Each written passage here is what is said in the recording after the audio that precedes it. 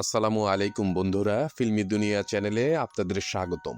আজকের ভিডিওতে আপনারা জানাবো বাংলাদেশের তিনজন জনপ্রিয় অভিনেতা এবং চিত্র পরিচালক দারা শিকো, হাসমত এবং জহিরুল হক পরিচালিত সকল সিনেমার তালিকা।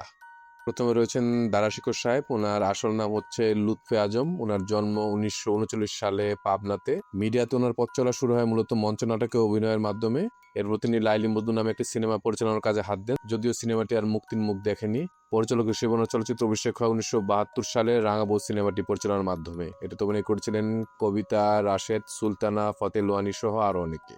78-এ মুক্তি পায় ফকির মজনুসা। এটাতে অভিনয় করেছিলেন উজ্জ্বল, শাবানা, ববিতা, জাফর ইকবাল সহ আরো অনেকে। 84-তে মুক্তি পায় জিপসি সর্দার। এটাতে ছিলেন ওয়াসিম, রোজিনা, ইলিয়াস কাঞ্চন, দোয়েল এবং রানী।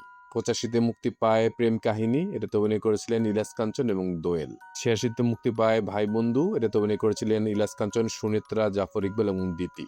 88-তে মুক্তি পায় সর্বরানী। এটাতে অভিনয় করেছিলেন ইলিয়াস কাঞ্চন, সুনেত্রা, পাকিস্তানি নায়িকা নীলো সহ আরো অনেকে। 89-তে মুক্তি পায় কালাখুন। এটাতে ছিলেন জসিম, সুনেত্রা, ফারুক, অলিভিয়া সহ আরো অনেকে। 89-তে মুক্তিপ্রাপ্ত আরেকটি সিনেমা বোনের মতো বোন। এটাতে ছিলেন ইলিয়াস কাঞ্চন, সুনেত্রা, সুচিত্রা সহ আরো অনেকে। 91-তে মুক্তি পায় বাদশা ভাই। এটাতে অভিনয় করেছিলেন ইলিয়াস কাঞ্চন, চম্পা, দিতি, সুনেত্রা, মান্না এবং সোহেল চৌধুরী। 92-তে মুক্তি পায় অঞ্জলি। এটাতে অভিনয় করেছিলেন তারই ছেলে সুষময়, নায়িকা হিসেবে ছিলেন শাবনাজ এবং শশী। 94-তে মুক্তি পায় আজকের বাদশা। এটাতে অভিনয় করেছিলেন ইলিয়াস কাঞ্চন, অঞ্জু ঘোষ, সুষময় সহ আরো অনেকে। এটাই ছিল দারা শিকো পরিচালিত এবং মুক্তিপ্রাপ্ত সর্বশেষ সিনেমা। দারা শিকো পরিচালিত মোট সিনেমার সংখ্যা হচ্ছে 11টি। তিনি 1998 সালে 60 বছর বয়সে মৃত্যুবরণ করেন। আমরা ওনার বিধি আত্মার মাগফিরাত কামনা করছি। তারপর রয়েছেন হাসমত সাহেব, যিনি মিডিয়াতে হাবা হাসমত নামে পরিচিত। ওনার প্রকৃত নাম হচ্ছে হাসমতুল্লাহ খান। ওনার জন্ম 1936 সালে ঢাকার বংশালে। উনিও মূলত মঞ্চনাটক অভিনয়ের মাধ্যমে মিডিয়াতে তার পথ চলা শুরু করেন। সেখান থেকে তিনি সিনেমাতে আসেন এবং প্রথম দিকে তিনি মূলত সহকারী পরিচালক হিসেবে বেশ কিছু সিনেমাতে কাজ করেন। অভিনেতা হিসেবে ওনার চলচ্চিত্র অভিষেক হয় 1966 সালে পুনম কি রাত নামে একটি হরর সিনেমাতে কাজের মাধ্যমে। পরিচালক হিসেবে ওনার চলচ্চিত্র অভিষেক হয় 1973 সালে এখানে আকাশ নীল সিনেমাটি পরিচালনার মাধ্যমে। এতে অভিনয় করেছিলেন নায়করাজ আব্দুর রাজ্জাক, সুজাতা, শকত আকবর সহ আরো অনেকে। একই বছর মুক্তি পায় তার আরেকটি সিনেমা স্বপ্ন দিয়ে ঘেরা। এটাতে ছিলেন আব্দুর রাজ্জাক, কবিতা, আনোয়ার হোসেন, গোলাম মোস্তফা সহ আরো অনেকে। 75-এ মুক্তি পায় নকল মানুষ। এটাতে ছিলেন কবিতা, খসরু এবং হাসমত নিজেই। 75-এ মুক্তিপ্রাপ্ত আরেকটি সিনেমা হাসি কান্না। এটাতে অভিনয় করেছিলেন আলমগীর, কবিতা সহ আরো অনেকে। 79-তে মুক্তি পায় মধুমতি। এটাতে ছিলেন কবরী, ফারুক, এটিএম শামসুজ্জামান সহ আরো অনেকে। 85-তে মুক্তি পায় ন্যায় বিচার। এটাতে ছিলেন আব্দুর রাজ্জাক, শাবানা, আলমগীর এবং নূতন। 90-তে মুক্তি পায় ববি। এটাতে অভিনয় করেছিলেন সানি, নাতাশা, গোলাম মোস্তফা সহ আরো অনেকে। 91-তে মুক্তি পায় বিধান। এটাতে ছিলেন জসিম, রোজিনা, সুনেত্রা, মাহমুদ কলি সহ আরো অনেকে। 2002-এ মুক্তি পায় বউ হব। এটাতে অভিনয় করেছিলেন নেহা, ফেরদৌস, হুমায়ুন ফরিদ এবং আবুল হায়াত।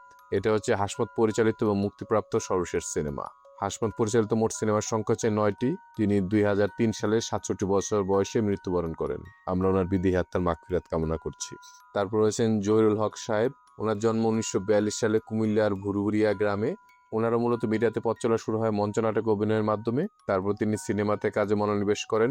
চলচ্চিত্র ওনার আগমন ঘটে মূলত 1967 সালে আইনা অবশিষ্ট সিনেমাতে অভিনয়ের মাধ্যমে। পরিচালক হিসেবে ওনার চলচ্চিত্র অভিষেক হয় 1973 সালে রংবাজ সিনেমাটি পরিচালনার মাধ্যমে, যেটি ছিল বাংলাদেশের প্রথম অ্যাকশন সিনেমা। এটাতে মূল চরিত্রে অভিনয় করেছিলেন নায়করাজ আব্দুর রাজ্জাক, কবরী, জসিম সহ আরো অনেকে। 76-এ মুক্তি পায় কি যে করি। এটাতে অভিনয় করেছিলেন নায়করাজ আব্দুর রাজ্জাক, ববিতা, দারা শিকো সহ আরো অনেকে। 77-এ মুক্তি পায় দম মারো দম। এটাতে ছিলেন ববিতা, উজ্জ্বল, রোজি সামাদ, দারা শিকো, গোলাম মোস্তফা সহ আরো অনেকে। 79-তে মুক্তি পায় ঘর জামাই। এটাতে মূল চরিত্রে অভিনয় করেছিলেন ফারুক, ববিতা, আনোয়ার হোসেন, এটিএম শামসুজ্জামান সহ আরো অনেকে।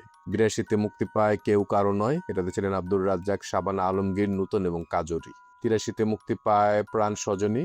এটাতে অভিনয় করেছিলেন ওয়াসিম, অঞ্জু ঘোষ এবং নূতন। একই বছর মুক্তি পায় আরেকটি সিনেমা চেনা মুখ। এটাতে অভিনয় করেছিলেন ফারুক, রোজিনা এবং নূতন। 83-তে মুক্তিপ্রাপ্ত আরেকটি সিনেমা প্রেম বন্ধন। এটাতে ছিলেন সোহেল রানা, কবরী এবং নূতন। 87-তে মুক্তি পায় সারেন্ডার। এই বিখ্যাত সিনেমাতে অভিনয় করেছিলেন জসিম, শাবানা, বুলবুল আহমেদ এবং অলিভিয়া। 88-তে মুক্তি পায় কুসুমপুরের কদম আলী। এটাতে ছিলেন নায়করাজ আব্দুর রাজ্জাক, অঞ্জু ঘোষ, এটিএম শামসুজ্জামান সহ আরো অনেকে। 88-তে মুক্তিপ্রাপ্ত আরেকটি সিনেমা মরণপণ। এটাতে অভিনয় করেছিলেন ওয়াসিম, অঞ্জু ঘোষ, খলিল সহ আরো অনেকে। 89-তে মুক্তি পায় বিজয়। এটাতে মূল চরিত্রে অভিনয় করেছিলেন শাবানা, জসিম এবং খসরু। 90-তে মুক্তি পায় জিজ্ঞাসা। এটাতে মূল চরিত্রে ছিলেন সোহেল রানা, রোজিনা এবং সোহেল চৌধুরী। 91-তে মুক্তি পায় গর্জন। এটাতে অভিনয় করেছিলেন জসিম, জাফর ইকবাল, নূতন এবং চম্পা। 92-তে মুক্তি পায় রক্তের বদলা, এটাতে অভিনয় করেছিলেন জসিম, ইলিয়াস কাঞ্চন, নূতন এবং অঞ্জু ঘোষ। 92-তে মুক্তিপ্রাপ্ত একটি সিনেমা চোরের বউ, এটাতে অভিনয় করেছিলেন চম্পা, রাজীব, জাফর ইকবাল, কবিতা এবং আলিরাজ।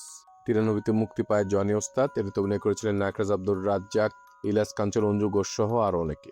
94-তে মুক্তি পায় তুমি আমার, এটাতে অভিনয় করেছিলেন সালমান শাহ, শাবনূর, ডন সহ আরো অনেকে। মূলত এই সিনেমাটির শুটিং চলাকালীন সময়তে ওনার মৃত্যু হয় এবং এই সিনেমার বাকি অংশের শুটিং সম্পন্ন করেন তমিজউদ্দিন রিজভী সাহেব।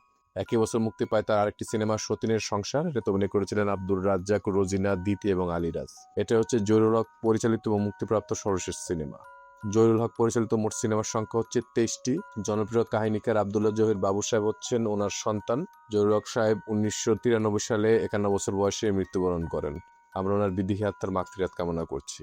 এরপর আর কোন কোন নির্মাতায় বা অভিনেতাদের সিনেমার তালিকা জানতে চান বা কি ধরনের ভিডিও দেখতে চান দয়া করে আমাদের কমেন্ট করে জানাবেন। আমাদের ভিডিওগুলো ভালো লাগলে অবশ্যই আমাদের চ্যানেলটি সাবস্ক্রাইব করে আমাদের পাশে থাকবেন। ইনশাআল্লাহ খুব শীঘ্রই দেখা হচ্ছে ভিন্ন স্বাদের নতুন কোনো ভিডিও নিয়ে। আল্লাহ হাফেজ।